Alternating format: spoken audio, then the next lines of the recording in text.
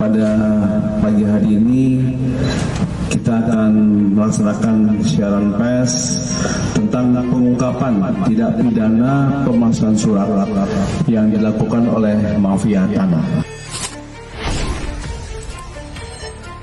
Proses penyidikan untuk mafia tanah ini kami sampaikan berdasarkan RP nomor RPB 488 7 Romawi tahun 2022. Jadi cukup panjang waktunya dan kita rilis pada tahun 2006 awal. Tersangka ini alhamdulillah sudah bisa kita tahan. Setelah berkali-kali berupaya untuk menghindar, melarikan diri, bersembunyi, bahkan bernaung di beberapa organisasi dan orang-orang besar, untuk tidak bisa kita tangkap, Bahkan dari penyampaian dari penyidik sebagai penangkap ini sembunyi di dukun juga ini, untuk menghilangkan jejak dan sebagainya. Jadi membeli lahan perkebunan teh Mariwati yang berlokasi di desa Cikancana seluas kurang lebih 461,9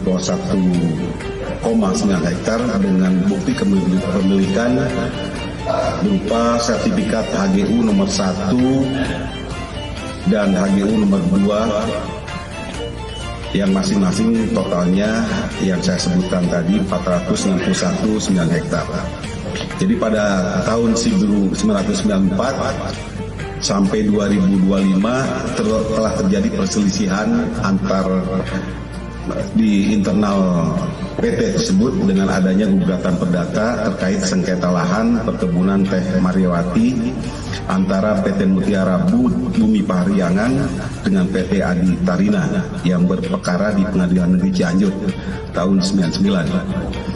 Dan status lahan tanah tersebut berstatus sengketa status sita jaminan yang berdasarkan penetapan Ketua Majelis Hakim Pengadilan Negeri Cianjur tanggal 1 Maret 1999,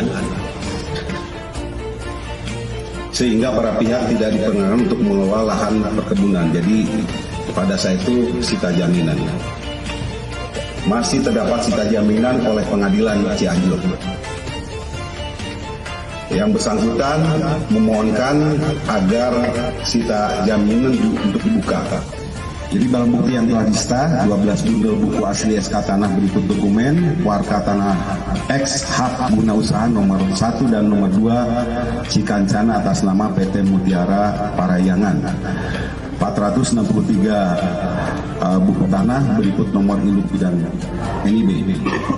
Terus perbuatan yang telah dilakukan oleh tersangka ini, pasal yang disangkakan pemalsuan surat sebagaimana dimaksud dalam pasal 263 ayat 1 KUHP junto pasal 391 ayat 1 KUHP atau pasal 263 ayat 2 junto pasal 391 ayat 2 Undang-Undang nomor 1 tahun 2023 tentang Kitab Undang-Undang Hukum Pidana.